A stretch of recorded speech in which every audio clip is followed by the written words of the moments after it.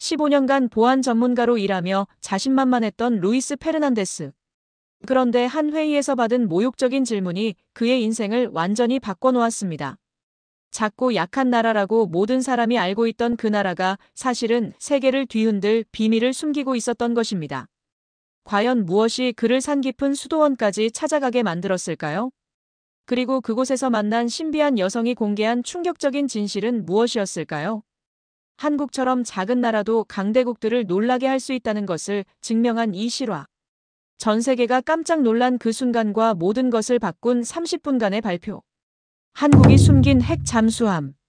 지금 그 놀라운 이야기가 시작됩니다. 사연 시작 전 딱 1초 만에 누를 수 있는 좋아요 버튼 부탁드립니다. 안녕하세요, 여러분. 제 이름은 루이스 페르난데스입니다. 저는 예전에 제가 제 일에 대해 모든 걸 알고 있다고 생각하고 있었어요. 하지만 완전히 틀렸더군요. 저는 보안 전문가로 일하고 있습니다. 쉽게 말하면 나라들이 어떻게 위험으로부터 자신을 지키는지 연구하는 일이에요. 무기나 군대, 그리고 여러 위협들을 살펴보고 있죠. 그런 다음 보고서를 쓰고 강연을 하고 있어요. 지루하게 들릴 수도 있지만 저는 이 일을 정말 사랑하고 있었습니다. 제 사무실은 스페인 마드리드에 있어요. 매일 아침 커피 한 잔과 함께 책상에 앉아 비밀 문서들을 읽고 있었습니다. 대부분의 사람들은 이런 서류들을 볼 수 없어요. 이 문서들은 전 세계의 미사일이나 잠수함, 핵무기에 대해 알려주고 있었죠. 저는 마치 수수께끼를 푸는 탐정처럼 이 정보들을 연구하고 있었어요. 15년 동안 매일 똑같은 일을 반복하고 있었습니다. 보고서를 읽고 분석글을 쓰고 회의에 참석하고 있었죠. 편안하고 자신감도 넘치고 있었어요. 제가 정말 일을 잘한다고 생각하고 있었거든요. 하지만 안주하는 것은 위험할 수 있어요. 저는 그걸 아주 어려운 방법으로 배우게 되었습니다. 모든 걸 바꾼 그 아침도 평범하게 시작되고 있었어요. 스위스 제네바에서 열리는 큰 회의를 준비하고 있었거든요. 전 세계의 중요한 사람들이 모이는 자리였어요. 장군들, 교수들, 그리고 정부 관리들이 제 발표를 듣기로 되어 있었습니다. 제 발표 주제는 지루하지만 중요한 내용이었어요. 한국이라는 나라가 어떻게 자신들을 지키고 있는지에 대해 이야기할 예정이었거든요. 모든 사람들이 한국은 작고 약한 나라라고 알고 있었어요. 안전하려면 미국의 도움이 필요한 나라였죠. 적어도 모든 사람들이 그렇게 믿고 있었습니다. 회의 때마다 입던 회색 정장을 입고 있었어요. 가방에는 노트와 발표 자료들을 넣고 있었죠. 그냥 평범한 발표가 될 거라고 생각하고 있었거든요. 하지만 그날 아침은 뭔가 다른 느낌이 들고 있었어요. 몇 주 동안 한국에 관한 파일들을 연구하고 있었는데 숫자들이 이상하더라고요. 뭔가 잘못되어 있었지만 뭔지 알 수가 없었어요. 여러분도 중요한 걸 잃어버렸을 때의 그 느낌을 아시죠? 온 집을 뒤져도 찾을 수 없는 그런 답답한 말이에요. 한국 파일들을 보면서 바로 그런 기분이 들고 있었습니다. 정보는 다 있는데 뭔가 빠져 있는 것 같았어요. 제네바 회의는 큰 창문이 있는 아름다운 건물에서 열리고 있었어요. 전 세계에서 온 200명의 전문가들이 편안한 의자에 앉아 있었죠. 모든 사람들이 비싼 정장을 입고 멋진 가방을 들고 있었어요. 이 사람들은 지구상에서 가장 똑똑한 군사 전문가들이었습니다. 저는 강단 앞으로 걸어가서 발표를 시작했어요. 수십 번도 더 해본 똑같은 발표였죠. 한국의 작은 군대, 낡은 무기들, 그리고 미국 보호의 필요성에 대해 이야기하고 있었어요. 청중들은 고개를 끄덕이며 메모를 하고 있었습니다. 모든 게 완벽하게 진행되고 있었어요. 발표가 끝나자 사람들이 정중하게 박수를 치고 있었어요. 저는 웃으며 뿌듯함을 느끼고 있었죠. 또 다른 성공적인 발표였거든요. 그때 하이리히 밀러 교수가 일어났습니다. 밀러 교수는 독일 출신의 키 큰 남자로 회색 머리카락과 차가운 파란 눈을 가지고 있었어요. 62세였고 아주 유명한 사람이었죠. 다른 전문가들이 그를 존경하면서도 두려워하고 있었어요. 그가 말할 때면 모든 사람들이 귀를 기울이고 있었거든요. 밀러 교수가 저를 똑바로 바라보고 있었어요. 그의 목소리는 크고 명확했습니다. 페르난데스 박사, 한국 같은 작은 나라가 스스로를 지킨다고 말할 자격이나 있습니까? 그들이 만든 모든 것이 결국 미국의 도움 덕분 아닌가요? 강의실이 완전히 조용해졌어요. 얼굴이 뜨거워지는 걸 느끼고 있었지만 침착함을 유지하려고 애쓰고 있었죠. 제 일에서는 절대 약함이나 화를 드러내면 안 되거든요. 하지만 밀러 교수는 거기서 끝내지 않았어요. 계속해서 제 발표와 지식을 공격하고 있었죠. 저를 바보처럼 보이게 만들고 있었어요. 한국을 약하고 무력한 나라로 만들어버리고 있었습니다. 그가 작은 나라라고 말하는 방식이 저를 화나게 만들고 있었어요. 마치 크기만이 중요한 것처럼 행동하고 있었거든요. 작은 나라들은 절대 강하거나 독립적일 수 없다고 믿고 있는 것 같았어요. 저는 최대한 전문적으로 그의 질문들에 답하고 있었어요. 하지만 속으로는 부끄러움과 분노로 타오르고 있었죠. 강의실의 다른 전문가들도 불편해하고 있었지만 아무도 저를 도와주지 않았어요. 세션이 끝나고 호텔 방으로 돌아가면서 정말 기분이 나빴어요. 화장실 거울을 보면서 지금까지 한 번도 본 적 없는 걸 발견했습니다. 의심이었어요. 제 경력에서 처음으로 제가 정말 아는 게 맞나 하는 의문이 들고 있었어요. 밀러 교수의 말들이 계속 머릿속에서 맴돌고 있었죠. 어쩌면 제가 모든 걸 틀렸을지도 몰랐어요. 3일 후 마드리드 사무실로 돌아와서 제네바에서 일어난 일을 잊으려고 하고 있었어요. 그때 중요한 이메일이 하나 도착했습니다. 예전 제 학생이었던 마리아 산토스에게서 온 거였어요. 지금은 포르투갈 해군에서 일하고 있었죠. 마리아의 메시지는 암호화되어 있었어요. 그건 비밀이고 중요한 내용이라는 뜻이었죠. 제네바에서 일어난 일을 들었다고 쓰여 있었어요. 밀러 교수가 틀렸고 무지하다고 말하고 있었어요. 그리고 마리아가 제 인생을 바꾼 말을 썼습니다. 워싱턴의 전문가들이 한국에 대해 중요한 걸 놓치고 있다고 했어요. 플랜 B나 플랜 C 같은 암호명들이 이미 진행되고 있을지도 모른다고 언급하고 있었죠. 저는 그 메시지를 오랫동안 바라보고 있었어요. 마리아는 아주 똑똑하고 중요한 일에 대해서는 절대 거짓말을 하지 않는 사람이었거든요. 그가 비밀 계획들에 대해 알려주고 있다면 어쩌면 제가 뭔가 큰 걸 놓쳤을지도 몰랐어요.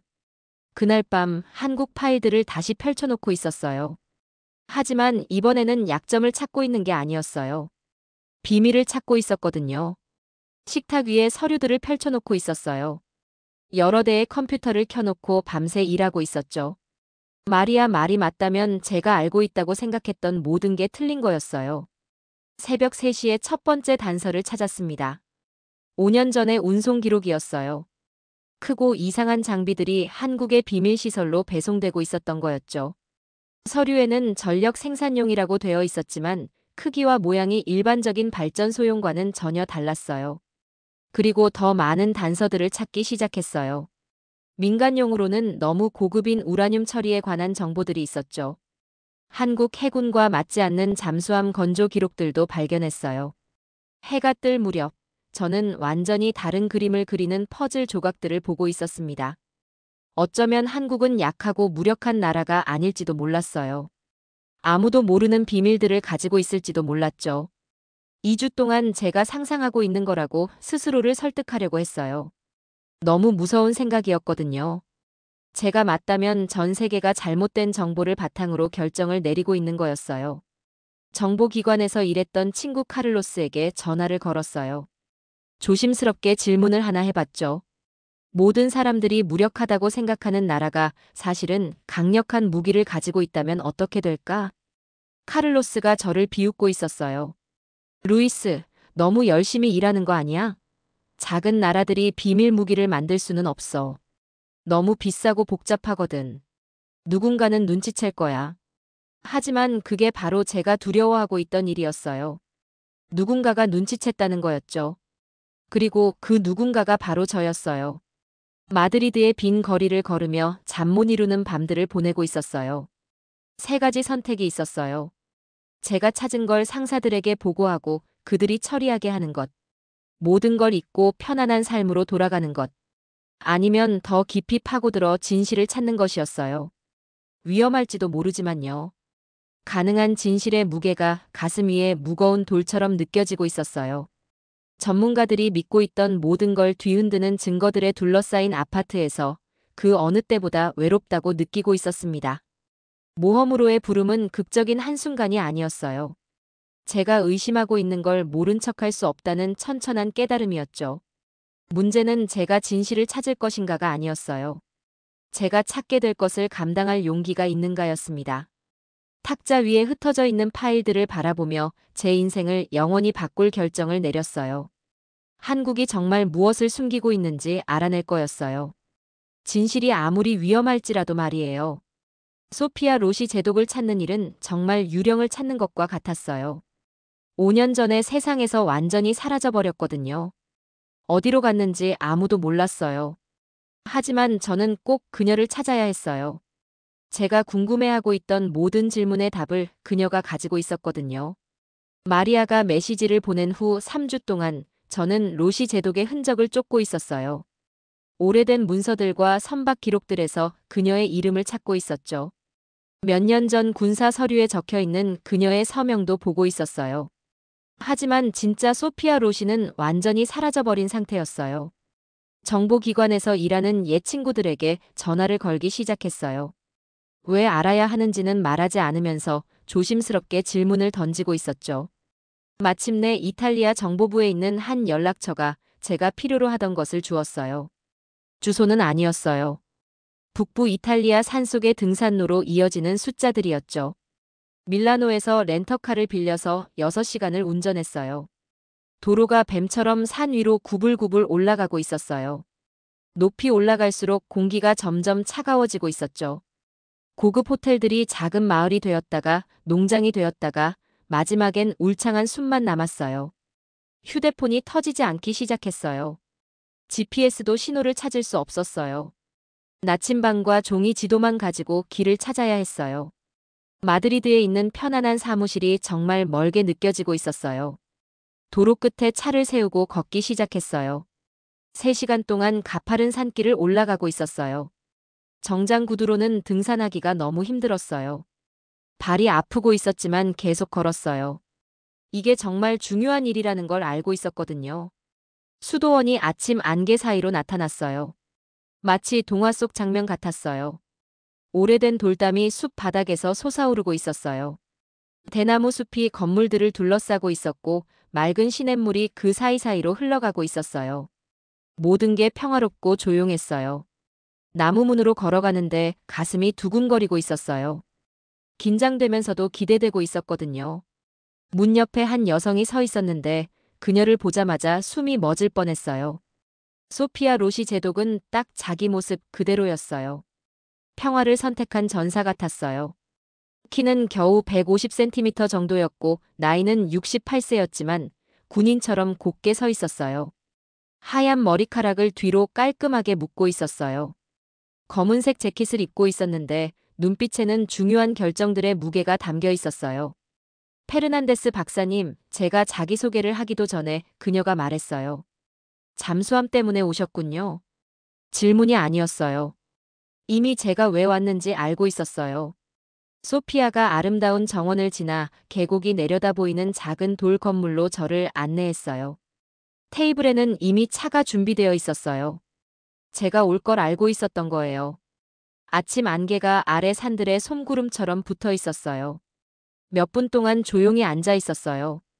그 침묵이 편안하면서도 긴장감으로 가득했어요. 멀리서 새들이 지저귀는 소리와 물 흐르는 소리가 들리고 있었어요.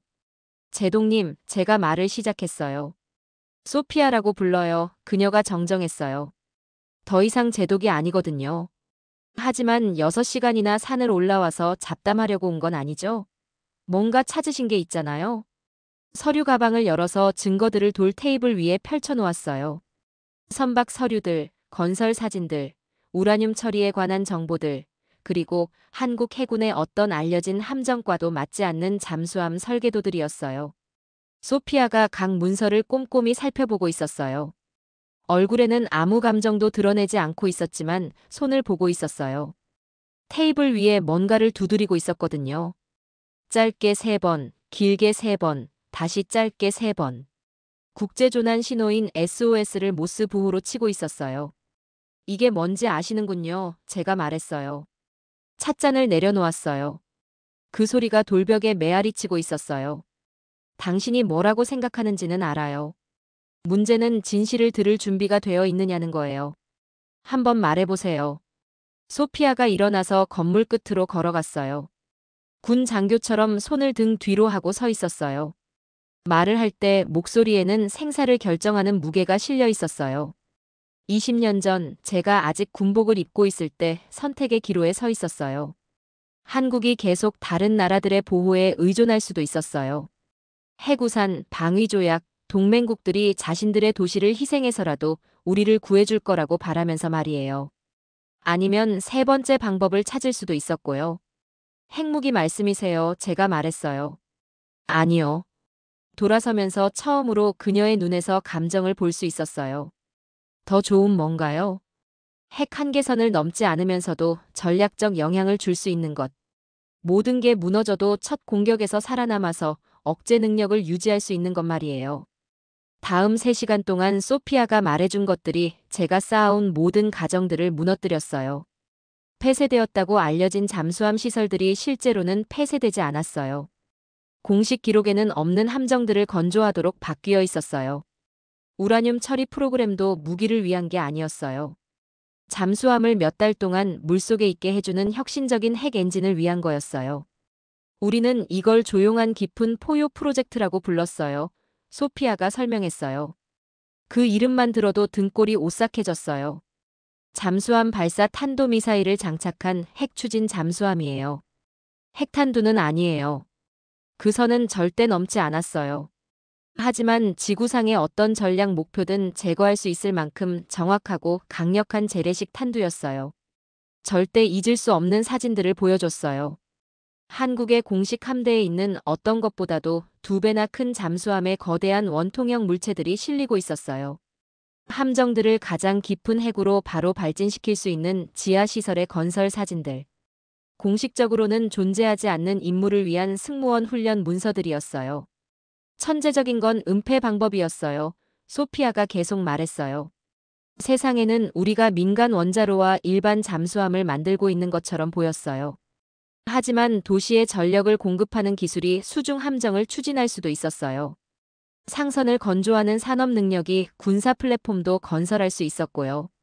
이 정보를 받아들이면서 제 안에서 뭔가가 변하고 있다는 걸 느꼈어요. 단순한 직업적 흥미가 아니었어요. 더 깊은 뭔가였어요. 사건을 보고하는 사람에서 세계적 이해의 흐름을 바꿀 수 있는 사람으로 넘어가고 있었어요. 왜 저에게 이걸 말씀해 주시는 거예요? 제가 물었어요. 소피아의 미소는 슬프지만 단호했어요.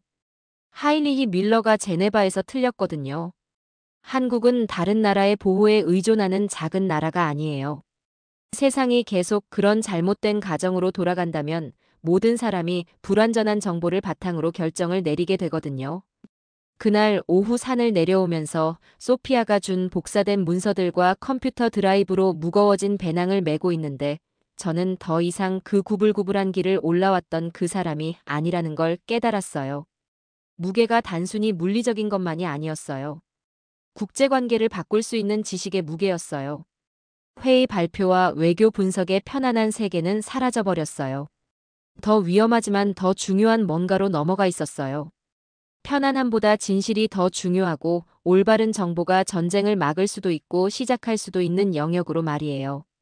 밀라노로 돌아가는 길은 산 풍경과 빠르게 돌아가는 생각들로 흐릿했어요.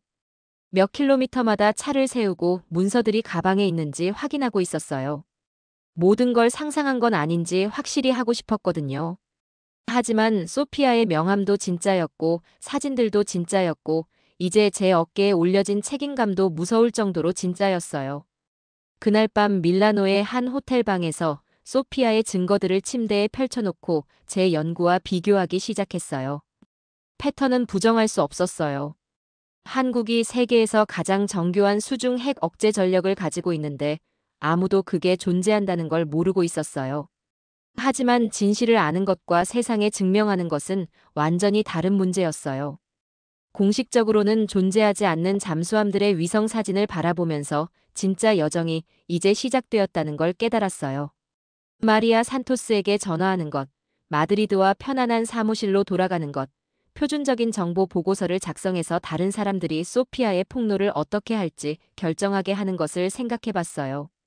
하지만 제네바에서의 하인리히 밀러의 무시하는 말들도 떠올랐어요. 잘못된 가정의 바탕에서 쓰여진 모든 전략 분석들도 생각났어요. 불완전한 정보 위에서 유지되고 있는 세계 권력의 미묘한 균형도 말이에요. 영웅의 여정이 시작되었는데 누가 영웅이어야 하는지 더 이상 확실하지 않았어요. 제가 한국이 과소평가받지 않도록 보호하기 위해서 그들의 비밀 힘을 드러내는 건가요? 아니면 세상에 알 권리가 있는 속임수를 폭로하는 건가요? 확실히 아는 건 하나뿐이었어요. 돌아갈 수 없다는 것. 보안 분석가 루이스 페르난데스 박사의 편안한 세계는 영원히 사라져버렸어요. 그 자리에는 모든 걸 바꿀 수 있는 비밀을 가진 사람이 서 있었어요. 문서들을 서류 가방에 조심스럽게 넣고 긴 집으로의 여행을 준비했어요. 하지만 집이 다시는 예전 같지 않을 거라는 걸 알고 있었어요. 문턱을 넘어섰고 예전의 그 사람으로 돌아갈 수는 없었어요. 소피아 제독과 산에서 만난 지 벌써 3개월이 지나고 있었어요. 제 마드리드 아파트는 완전히 비밀 요새가 되어 있었습니다. 벽마다 서류들이 붙어 있었고요. 차트와 사진들이 여기저기 테이프로 붙어 있었죠. 식탁은 기밀 문서들로 가득 차서 무게를 견디지 못하고 있었어요. 계속 왔다 갔다 걸으며 생각하고 고민하다 보니 카펫에 길이 나 있을 정도였습니다. 하지만 진실을 아는 것과 그걸 발표하는 건 완전히 다른 문제였어요. 베를린 국제보안 심포지엄에서 발표 초청을 받고 있었거든요. 이곳은 전 세계에서 가장 중요한 국방 전문가들이 모이는 자리였어요. 초청장은 소피아의 폭로 전에 도착했었죠. 그때 저는 그냥 평범한 이론을 가진 일반적인 분석가였을 뿐이었어요. 이제 저는 매일 밤 잠을 이루지 못하는 선택 앞에 서 있었습니다. 예정된 지역 위협 분석을 발표해야 할까요? 아니면 전 세계가 글로벌 전략을 이해하는 방식을 근본적으로 바꿀 증거를 공개해야 할까요? 그 주에 바르셀로나에 있는 누나 카르멘이 전화를 걸어왔어요. 목소리가 걱정스럽게 들리고 있었습니다. 루이스, 목소리가 너무 안 좋아. 언제 마지막으로 잠을 잤어? 국제관계를 완전히 바꿀 수 있는 정보를 갖고 있다는 걸 어떻게 설명할 수 있을까요? 눈을 감을 때마다 그 잠수함 사진들이 보이고 소피아가 조용한 심해의 포효에 대해 말했던 소리가 들리고 있다는 걸 어떻게 말할 수 있겠어요? 중요한 발표 준비를 하고 있어. 라고 말했습니다. 늘 그런 말을 하잖아. 하지만 이번엔 다르게 들려. 무서워하고 있는 것 같아. 누나 말이 맞았어요. 제 경력에서 처음으로 제가 옳다는 것이 두려웠습니다. 베를린 일주일 전에 뜻밖의 사람에게서 암호화된 메시지를 받고 있었어요. 자크 뒤부하는 나토 군사계약의 부패를 폭로했던 프랑스 탐사기자였습니다. 그의 메시지는 짧지만 충격적이었어요. 한국과 잠수함 제조업체들 사이에 이상한 운송 패턴을 추적하고 있습니다. 우리가 만나서 이야기를 나누면 좋겠어요. 루브르 박물관 근처 작은 카페에서 만났습니다. 관광객들과 현지인들이 배경소음 속으로 자연스럽게 섞여 들어가는 그런 익명의 장소였어요. 자크는 제가 생각했던 것보다 젊었습니다. 30대 중반의 강렬한 검은 눈을 가지고 있었고 다른 사람들이 숨기고 싶어하는 비밀을 파헤치는 일로 경력을 쌓아온 사람 특유의 끊임없는 에너지를 갖고 있었어요. 당신이 무엇을 알고 있는지는 모르겠어요. 라고 그가 인사도 없이 말하며 폴더를 테이블 너머로 밀어주고 있었습니다. 하지만 뭔가 중대한 일이 일어나고 있다는 건 알고 있어요. 원자로를 만들어야 할 부품들이 바다용으로 개조되고 있어요. 민간용 기준을 초과하는 우라늄 농축 수준이죠. 그리고 공식적으로는 존재하지 않는 뭔가를 만들고 있지 않는 한 말이 안 되는 운송 명세서들 말이에요. 카페 테이블을 사이에 두고 우리 눈이 마주쳤고 저는 동료를 찾았다는 것을 깨달았어요. 그보다 더 중요한 건 위험한 진실의 무게를 이해하는 사람을 찾았다는 거였습니다. 우리는 그 카페에서 4시간을 보내며 메모를 비교하고 서로의 연구에서 빈 곳을 채워나가고 있었어요. 자크는 제가 본 적 없는 자료들을 갖고 있었습니다.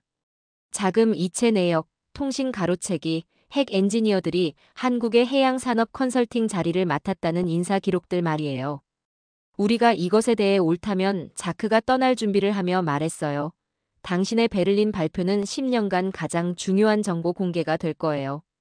그리고 우리가 틀렸다면? 그럼 우리는 아무것도 아닌 것 때문에 경력을 망치는 거죠. 그가 프랑스식 현실주의로 어깨를 으쓱했어요. 하지만 우리가 틀리지 않았잖아요. 그렇죠?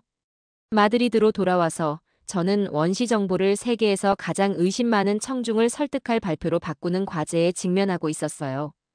공식적으로는 존재하지 않는 증거를 제시하면서 음모론자처럼 들리지 않으려면 어떻게 해야 할까요? 비밀 잠수함 프로그램을 어떻게 공개할 수 있을까요? 오랜 친구인 엘레나 바르가스 박사와 함께 작업했어요. 스페인 잠수함 프로그램에 컨설팅을 했던 해양 엔지니어였습니다. 엘레나의 아파트가 우리의 제2작전본부가 되고 있었어요. 그녀의 컴퓨터 모델링 능력 덕분에 한국에 숨겨진 잠수함들이 실제로 어떻게 작동할지 시각화할 수 있었습니다. 이건 미친 짓이야, 루이스. 엘레나가 심해에서 탄도미사일을 발사하는 핵잠수함을 보여주는 컴퓨터 애니메이션을 다듬으며 말하고 있었어요. 당신이 옳다면 이건 현대 군사 역사상 가장 정교한 기만이야. 제가 틀렸다면요? 그럼 당신은 전체 국제 보안 커뮤니티 앞에서 직업적 자살을 하려고 하는 거야. 엘레나의 모델링은 매우 중요했어요. 추상적인 정보를 생생한 현실로 바꿔주고 있었거든요. 애니메이션은 한국의 공식 함대보다 2배나 큰 잠수함들을 보여주고 있었어요. 소형 원자로로 동력을 얻고 수천 킬로미터 떨어진 목표물을 정확히 타격할 수 있는 재래식 탄두를 탑재하고 있었습니다. 하지만 기술적 도전은 감정적 도전에 비하면 아무것도 아니었어요. 매일 밤 저는 이 정보를 공개할 권리가 있는지 의문을 갖고 있었습니다. 글로벌 보안을 불안정하게 만들 수 있는 비밀을 폭로하는 건가요? 아니면 세상이 알아야 할 진실을 밝히는 건가요? 베를린 2주 전에 한국의 능력에 대해 발표를 준비하고 있는 게 저 혼자가 아니라는 걸 알게 되었어요. 하인리히 밀러가 소규모 국가들의 전략적 잠재력에 대해 무시하는 관점을 공유하는 분석가들과 관리들의 네트워크를 열심히 구축하고 있었거든요. 자크의 정보 연락처를 통해 밀러가 자신만의 발표를 준비하고 있다는 걸 알았어요. 한국 같은 나라들이 독립적인 억제 능력을 추구하기보다는 전략적 의존을 받아들여야 하는 이유에 대한 포괄적인 논증이었습니다. 제 발표 바로 직전 시간으로 예정되어 있었어요. 아이러니가 완벽하면서도 끔찍했어요. 밀러가 1시간 동안 한국의 전략적 독립이 불가능한 이유를 설명하고 그 다음에 제가 그들이 이미 그걸 달성했다는 증거를 공개하는 거였으니까요. 당신의 증거가 완전히 확실하지 않는 한 그는 당신을 바보나 환상가로 보이게 만들 거예요. 자크가 암호화된 화상통화 중 하나에서 경고하고 있었어요. 그의 발표가 청중들이 당신을 믿지 않도록 예방주사를 놓을 거예요. 그때 저는 이게 단순히 정보를 발표하는 것이 아니라는 걸 깨달았어요. 이건 전쟁이었습니다. 밀러는 전략적 능력을 주요 강대국들의 독점적 영역으로 보는 전체 세계관을 대표하고 있었어요. 제 발표는 그 세계관의 기초를 위협하고 있었습니다. 베를린이 다가오면서 압박감이 저를 괴롭히기 시작했어요. 체중이 줄고 커피를 너무 많이 마시게 되었고 발표 외에는 아무것도 집중할 수 없게 되었습니다. 연구소 동료들이 변화를 알아차리고 있었지만 일반적인 컨퍼런스 스트레스로 여기고 있었어요. 제가 하인리히 밀러뿐만 아니라 글로벌 권력 역학에 대한 전체 국제 보안 기관의 이해에 도전할 준비를 하고 있다는 건 저만 알고 있었습니다. 베를린으로 떠나기 전날 밤 수도원에 있는 소피아 제독에게 전화를 걸었어요. 산악지역 연결 상태가 나빴지만 그녀의 목소리는 선명했습니다. 망설이고 있나요? 그녀가 물었어요. 3번째, 4번째 생각까지 하고 있어요. 소피아, 이 정보를 공개하는 것이 세상을 더 안정적으로 만드는 게 아니라 덜 안정적으로 만든다면 어떻게 해야 할까요? 루이스, 모든 사람들이 잘못된 정보로 활동하고 있기 때문에 세상은 이미 불안정해요. 문제는 당신이 국제사회가 거짓말보다는 진실로 더 나은 결정을 내릴 거라고 믿는지예요. 그녀의 말이 제 의심을 없애주지는 못했지만 제가 왜 처음에 분석가가 되었는지를 상기시켜주고 있었어요. 진실이 중요하기 때문이에요. 불편하더라도 말이죠. 발표 하루 전에 모든 걸 바꾸는 메시지를 받았어요. 사라 첸 박사 수년간 컨퍼런스에서 토론했던 미국 해군 정보 분석가가 간단한 암호화된 메모를 보냈습니다. 루이스, 당신의 예비 연구 요약을 봤어요. 많은 말은 할 수 없지만 우리 중 일부는 비슷한 질문들을 하고 있었어요. 당신은 혼자가 아니에요. 메시지는 기밀 정보 공개를 피하기 위해 신중하게 작성되었지만 그 의미는 분명했어요. 한국의 공식 군사 능력과 실제 전략적 행동 사이의 불일치를 알아차린 건 저만이 아니었습니다. 그날 저녁 베를린 호텔 방에서 저는 한국의 잠수함 프로그램에 대한 진실을 공개하는 것이 한 나라의 비밀 능력에 관한 것만이 아니라는 걸 깨달았어요. 이건 국제사회가 누가 전략적 능력을 개발할 수 있고 없는지에 대한 오래된 가정들이 근본적으로 시대에 뒤떨어졌다는 것을 받아들일 준비가 되어 있는지에 관한 문제였습니다. 잠수함 영상을 공개하는 순간을 연습하며 호텔 욕실 거울을 이용해 발표를 마지막으로 리허설하고 있을 때 저는 내일이 단순히 제 증거를 시험하는 것이 아니라는 걸 이해했어요. 21세기의 권력, 억제, 그리고 국가 능력을 세상이 이해하는 방식에 근본적으로 도전할 용기가 제게 있는지를 시험하는 것이었습니다. 그동안의 시험들이 저를 이 순간을 위해 준비시켜주고 있었지만 실제로 진실을 공개했을 때 무슨 일이 일어날지는 아무것도 저를 준비시켜 줄 수 없었어요. 베를린 컨벤션 센터 연단에 서 있었어요. 앞에는 세계에서 가장 경험 많은 보안 분석가들이 2,000명이나 앉아 있었습니다. 어깨에 무거운 코트를 걸친 것처럼 그 순간의 무게가 느껴지고 있었어요. 하일리히 밀러가 방금 발표를 끝냈습니다. 그를 평생 괴롭히게 될 바로 그 말과 함께 말이에요. 한국 같은 작은 나라들은 미국의 지원 없이는 전략적 기반을 유지할 수 없습니다. 정말 아이러니했어요. 30분 동안 밀러는 제가 곧 무너뜨릴 바로 그 세계관을 쌓아 올리고 있었던 거죠. 존경하는 대표님들. 제 목소리가 넓은 홀 전체로 퍼져나가고 있었습니다. 오늘 여러분께 현대 전략 억제력을 이해하는 방식을 근본적으로 바꿀 진실을 말씀드리겠습니다. 첫 번째 슬라이드를 클릭했어요. 빙산 이미지였습니다. 물 위에는 한국의 방어 능력에 대해 우리가 알고 있다고 생각했던 것이라고 써 있었어요. 물 아래에는 거대한 구조물이 있었고 한국의 실제 전략 자산이라고 표시되어 있었습니다. 홀의 분위기가 순식간에 바뀌었어요. 관심이 레이저 빔처럼 날카롭게 집중되는 게 느껴졌습니다. 편안한 회의 잡담이 완전히 사라져버렸어요. 이들은 관광객이 아니었거든요. 제 목소리의 심각함을 알아차리는 전문가들이었습니다. 컴퓨터 애니메이션이 시작되자 홀 안이 완전히 조용해졌어요. 거대한 핵잠수함이 깊은 바다를 미끄러져 가고 있었습니다. 미사일 격실이 거대한 금속꽃처럼 열렸어요. 일반 탄두들이 수천 킬로미터 떨어진 목표를 향해 발사되고 있었습니다. 애니메이션은 적군 기지에 정밀 타격하는 장면으로 끝났어요. 앞줄에 앉은 밀러를 바라봤습니다. 얼굴이 하얗게 질렸다가 빨갛게 달아올랐다가 다시 하얗게 되었어요. 하지만 더 놀라운 건 전체적인 반응이었습니다. 카메라 플래시가 불꽃놀이처럼 터졌어요. 대표들이 미친 듯이 메모를 타이핑하고 있었습니다. 수십 개 언어로 속삭이는 대화가 터져나왔어요. 신사숙녀 여러분. 계속 말하고 있었습니다. 지금 보고 계신 것은 세계에서 가장 정교한 수중 억제력입니다. 그리고 이것은 8년 동안 운영되고 있었어요. 질문 시간은 제가 경험해본 것과는 완전히 달랐습니다.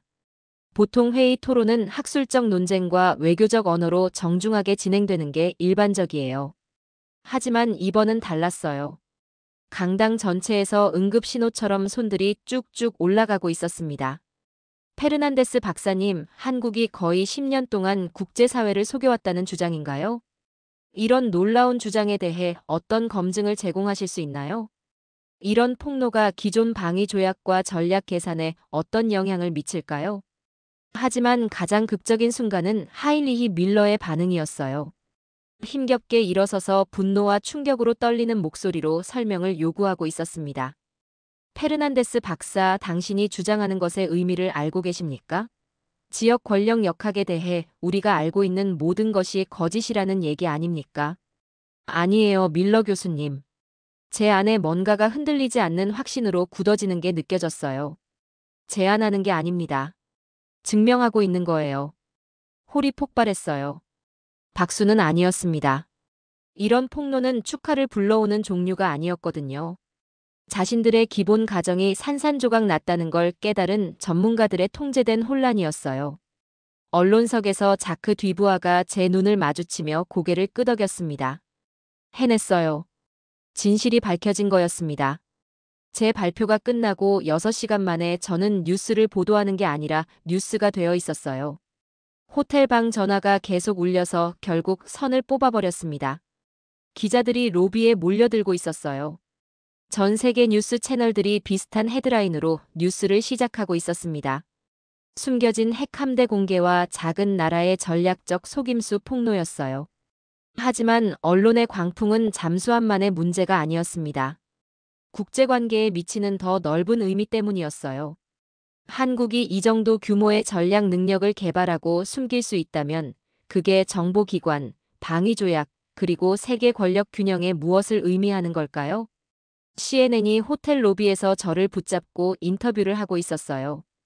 페르난데스 박사님, 비평가들은 당신의 폭로가 다른 나라들도 비밀 무기 프로그램을 추진하도록 부추겨서 국제 안보를 불안정하게 만들 수 있다고 말하고 있습니다. 어떻게 생각하세요? 불안정은 이미 거기 있었어요. 그냥 숨겨져 있었을 뿐입니다. 우리는 잘못된 정보를 바탕으로 전략적 결정을 내리고 있었어요.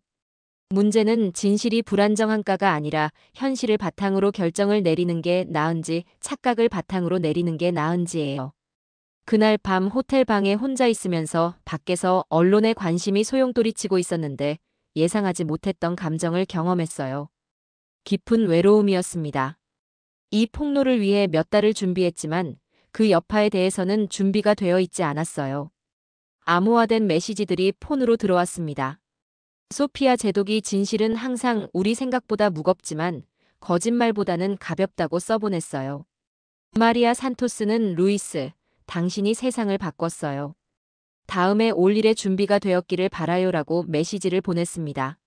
하지만 누나 카르멘의 전화가 분석가의 자격증과 국제적 관심 아래에서 내가 누구인지 상기시켜줬어요. 루이스, 뉴스에서 봤어. 얼굴이 끔찍해 보이는데 그렇게 확신에 찬 모습은 처음 봤다. 괜찮니? 국제관계를 재편할 정보를 방금 폭로했다는 걸 어떻게 설명하죠? 당신이 한 말 때문에 전 세계 정부들이 아마도 긴급회의를 소집하고 있을 거라는 걸 어떻게 말해요? 괜찮아, 카르멘. 몇 달 만에 처음으로 내가 있어야 할 바로 그 자리에 있는 것 같아. 베를린 이후 몇 주는 진실이 국제 시스템을 통해 어떻게 퍼져나가는지 보여주는 실전 교육이었어요. 한국의 잠수함 프로그램을 놓쳤던 정보기관들이 갑자기 예산 검토를 받게 되었습니다.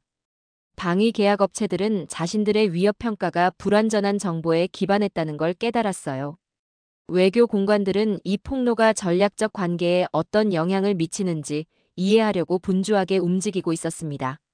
하지만 가장 중요한 변화는 철학적인 것이었어요. 제 발표는 한국의 비밀 능력을 드러낸 것만이 아니었습니다. 작은 나라들이 세계 정보기관들을 몇 년 동안 속일 만큼 정교한 전략 자산을 개발할 수 있다는 걸 보여준 거였어요. 사라 첸 박사가 방위업계 필독서가 된 후속 분석을 발표했습니다. 페르난데스 폭로 21세기 국가 역량에 대한 가정 재고학이었어요. 자크 뒤부하는 조용한 함대로 알려진 사건에 대한 탐사 보도로 국제 언론상을 받았습니다. 하이리히 밀러조차 결국 마지못해 인정하는 글을 발표했어요. 최근 폭로들은 전략적 능력과 국가 규모에 대한 우리의 기본 가정을 재평가하도록 요구한다. 사과는 아니었지만 인정은 했던 거죠. 베를린 6개월 후 저는 예상치 못한 위치에 있게 되었어요. 사건들에 대해 논평하는 보안 분석가가 아니라 분석할 가치가 있는 사건들을 만들어내는 사람이 된 거였습니다. 대학들이 비대칭 전략 개발을 연구하라며 객원 교수직을 제안했어요. 싱크탱크들이 한국의 잠수함 프로그램을 놓쳤던 분석의 사각지대를 피하는데 도움을 달라며 저를 영입하려고 했습니다. 하지만 가장 의미 있는 초대는 소피아 제독에게서 왔어요. 기술 발전이 국가 규모와 전략적 능력 사이의 관계를 어떻게 바꾸고 있는지 이해하려고 일하는 분석가들과 군 전문가들의 비공식 네트워크에 합류해 달라고 요청했습니다. 루이스, 보안 화상통화 중에 그녀가 말했어요. 당신은 진실이 힘을 가지고 있다는 걸 증명했어요. 이제 문제는 그 힘을 어떻게 책임감 있게 사용하느냐는 거예요. 제네바에서의 그 굴욕적인 순간에서 베를린에서의 폭로까지의 여정을 되돌아보면서 저는 한국의 잠수함 프로그램을 조사하기만 했던 게 아니라는 걸 이제 이해해요. 진실의 본질과 그것을 드러내는데 필요한 용기에 대해 더 근본적인 뭔가를 발견하고 있었던 거예요. 이 여정에서 가져온 보물은 비밀 잠수함에 대한 정보만이 아니었어요. 개인이 제도적 가정에 도전하고 세상이 자신을 이해하는 방식을 바꿀 수 있다는 증거였습니다. 신중한 분석과 증거에 의해 뒷받침되고 확신을 가지고 제시된 것이 국제적 대화를 재편할 수 있다는 거였어요. 일상적인 보안 분석가로서의 편안한 삶은 영원히 사라졌어요. 그 자리에 더 까다롭지만 더 의미 있는 뭔가가 있습니다. 관습적 지혜의 의문을 제기하고 진실이 아무리 불편할지라도 증거가 이끄는 곳이면 어디든 따라가는 사람의 역할이요. 국제보안 공동체도 이제 달라졌어요. 베를린은 정보 검증을 위한 새로운 절차, 분석가들이 놓치고 있을 수 있는 것에 대한 새로운 겸손함, 그리고 이전에 사소한 존재로 여겨졌던 나라들의 전략적 능력에 대한 새로운 존중을 만들어냈습니다. 하지만 아마도 가장 중요한 건 제 여정이 정보전과 전략적 속임수의 시대에 가장 강력한 무기는 인간이 항상 가지고 있었던 바로 그것임을 증명했다는 거예요. 그 진실이 우리가 알고 있다고 생각했던 모든 것에 도전할지라도 진실을 말할 용기 말이에요. 지금 제네바의 새 사무실에서 이 글을 쓰고 있어요. 여기서 비전통적 군사 능력을 연구하는 연구부서를 이끌고 있습니다. 종종 베를린에서 잠수함 애니메이션이 거대한 스크린에 나왔던 그 순간을 생각해요. 관객들의 탄성, 카메라 플래시, 그리고 세상이 자신들이 믿고 있었던 것과 다르다는 갑작스러운 깨달음 말이에요. 그 순간은 한국의 비밀 능력만을 드러낸 게 아니었어요. 진실 자체의 본질에 대한 뭔가를 보여준 거였습니다. 진실은 항상 거기 있어요. 관습적 가정을 넘어서 볼 만큼 용감하고 증거가 이끄는 곳이면 어디든 따라갈 만큼 인내심 있는 누군가가 발견하기를 기다리고 있는 거예요. 영웅의 여정은 새로운 사람이 되는 게 아니에요. 원래 되어야 했던 사람이 되는 거죠. 그리고 때로는 그 사람이 세상이 몰랐을지라도 절실히 필요로 하는 사람인 거예요. 오늘의 사연은 여기까지입니다. 루이스의 이야기는 우리에게 중요한 교훈을 줍니다. 진실을 찾기 위해서는 때로는 편안한 일상을 포기하고 위험을 감수해야 한다는 것입니다. 그리고 작은 나라라고 해서 결코 무시당해서는 안 된다는 사실도 깨닫게 됩니다. 한국 역시 세계가 놀랄만한 일들을 해내왔습니다. 6번째, 25전쟁의 폐허에서 일어나 반도체 K-팝 영화로 세계를 놀라게 했죠. 크기가 아니라 의지와 노력이 진짜 힘이라는 것을 보여준 겁니다. 여러분도 누군가 여러분을 과소평가한다면 그것이 오히려 더 큰 성취를 이룰 기회가 될 수 있다는 것을 기억하세요. 지금까지 감동사연소 저는 민지였습니다. 오늘도 우리 구독자분들의 가정에 따뜻한 행복이 가득하시길 진심으로 기원하겠습니다. 긴 영상 끝까지 시청해주셔서 정말 감사합니다. 내일 더 좋은 이야기로 찾아뵙겠습니다. 감사합니다.